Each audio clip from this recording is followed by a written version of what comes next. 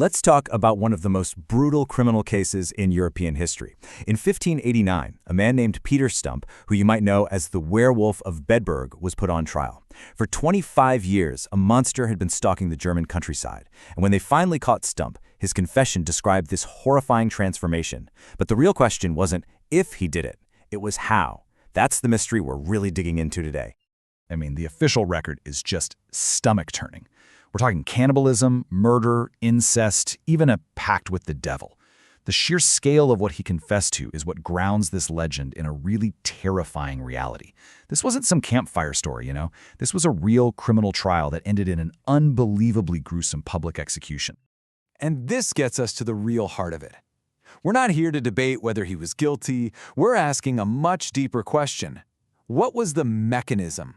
What was the artifact, whether it was real or just in his head, that could turn a man into a ravenous beast? And the answer to that, well, it really changes depending on who you ask and when. So here's how we're going to break it all down.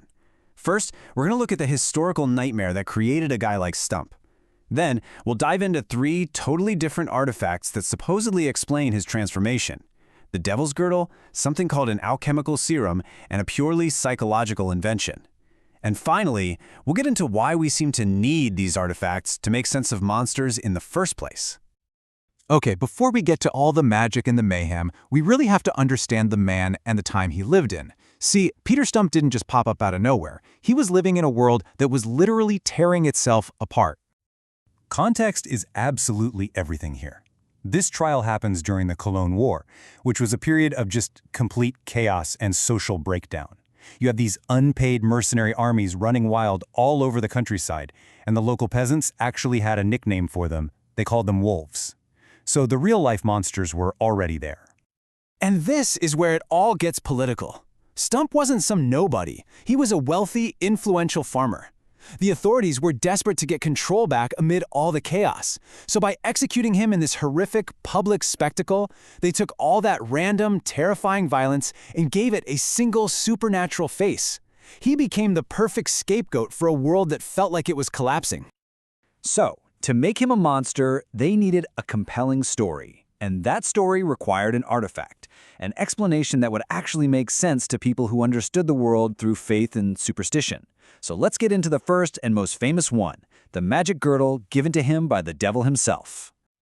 In his confession, Stump claimed the devil handed him a magic belt that let him turn into a wolf whenever he wanted. And you gotta remember, this fits perfectly into the 16th century obsession with the Faustian Pact.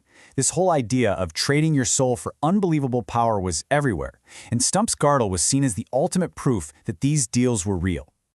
But the girdle was seen as more than just magic. It was almost like a kind of dark technology. So think about alchemy, the great scientific obsession of the era. The whole point was to elevate matter, right? To turn lead into gold. Well, the belt was the dark mirror of that. It was a tool of devolution, designed specifically to drag a man down into a beast, a technological monster. Now, things get really interesting. As the centuries go by, the world starts looking for explanations that sound a little more, well, scientific. The simple magic belt just doesn't cut it anymore. So in modern retellings, craving a more complex origin story, the girdle gets replaced by something that sounds almost clinical, an alchemical serum. In this version, the demon Mephistopheles gives Stump a shimmering, unstable vial. It's this carefully engineered mix of dark magic, super concentrated wolfsbane, and all sorts of forbidden compounds. The whole point was to literally merge human and beast on a cellular level. This isn't a disguise, it's a fundamental biological change. The process here is way more intricate. After he makes the pact, Stump drinks the serum and goes through this agonizing, painful restructuring of his very cells. But the transformation doesn't even stop there. The serum is also like a key, unlocking all these latent magical abilities inside him. And notice how specific the powers become. He's not just a strong wolf anymore, no way. Through this rune magic, he can cloak himself, get these insane bursts of superhuman strength, and even project paralyzing fear into his victims. He becomes a full-on supernatural predator. And here's the really clever part that ties the modern story back to the historical one. This reimagining suggests that Stump did confess to all of this, the serum, the runes, the cellular change. But the authorities back in the 16th century, Well, they just couldn't wrap their heads around it. So they simplified it. They translated his complex confession into the only thing they could understand, a devil's belt and simple witchcraft. But what if the artifact wasn't a belt or a serum? This brings us to our final interpretation, which comes from a much more modern, psychological point of view. What if the artifact wasn't real at all? What if it was all in his head? I mean, it is the ultimate excuse, isn't it? By blaming an external object, a magic belt, Stump could distance himself from his own horrific actions. He wasn't the monster, he was just the victim of this cursed object. And here's the crucial idea. The belt becomes a psychological fiction. It's this invented reason that lets Stump avoid facing what one source calls his thirst for the knife, those violent, very human urges that were already inside him.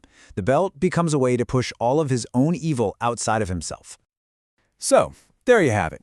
3 completely different artifacts, all serving the exact same legend. You've got the Devil's Girdle, a tool of dark magic from a deeply religious age. You have the alchemical serum, a pseudo-scientific explanation from an era looking for complex systems. And you have the psychological fiction, a mental shield against personal responsibility, which is born out of our modern age of introspection. But why does this story, and especially this idea of a transformation artifact, still stick around? Whether it's a belt, a serum, or a lie, the fact that it endures tells us something really profound about ourselves. This is the absolute core of it all.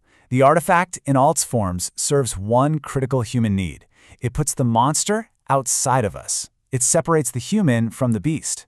With an artifact, evil isn't something we are, it's something that happens to us because of some cursed object. And if you think about it, it's so much easier, so much more comforting to believe in a magic belt. Because if the monster is supernatural, if it's the result of some external force, then we're safe. The people of Bedburg just couldn't face the idea that their neighbor, a wealthy farmer, a father, was capable of these things all on his own. And that leaves us with one last pretty unsettling thought. Peter Stump's executioners, they tore his flesh with hot pincers and broke him on the wheel, mirroring the exact violence of the wolf they were trying to destroy. The line between man and monster has always been terrifyingly thin. So I'll leave you with this. What magic belts, what external artifacts do we still invent today to explain the kind of evil we can't bear to see in ourselves?